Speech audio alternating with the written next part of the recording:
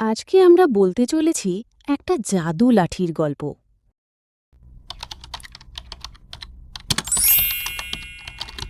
গরিব কাঠুরিয়া ও তার স্ত্রী দুশ্চিন্তায় মগ্ন। আজকে জঙ্গল থেকে একটাও ভালো কাঠ পেলাম না। কিভাবে যে আমাদের উনুন জ্বলবে কে জানে। তুমি একদম চিন্তা করো না, ভগবান যা করেন মঙ্গলের জন্যই করেন। ঠিক তখনই এক সাধু বাবা প্রকট হন এবং বলেন, ভয় পেও না কাঠুরিয়া, আমি তোমার সততায় খুশি হয়েছি। এই নাও একটা জাদু লাঠি। এই লাঠির কাছ থেকে যখনই তুমি খাবার চাইবে তখনই খাবার চলে আসবে।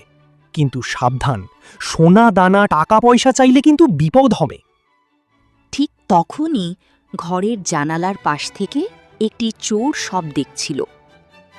সেই দিন রাতে চোর সেই জাদু লাঠিটি চুরি করে নেয়।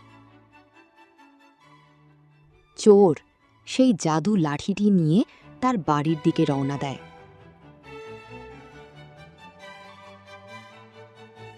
সে বাড়ি এসে সেই জাদু লাঠিটাকে বলে, হে জাদু লাঠি, সাধু বাবা কাঠুরিয়াকে যাই বলুক না কেন, তুমি আমাকে অনেক টাকা দাও। চোরটির কথা শুনে জাদু লাঠিটি তাকে বেধড়ক পেটাতে থাকে। ওরে বাবারে, মরে গেলাম রে। লাঠিটি আমাকে মারছে কেন? বাঁচাও বাঁচাও। পিটুনি খেয়ে চোর চিৎকার করতে করতে প্রাণ ভয়ে সেখান থেকে পালিয়ে যায়।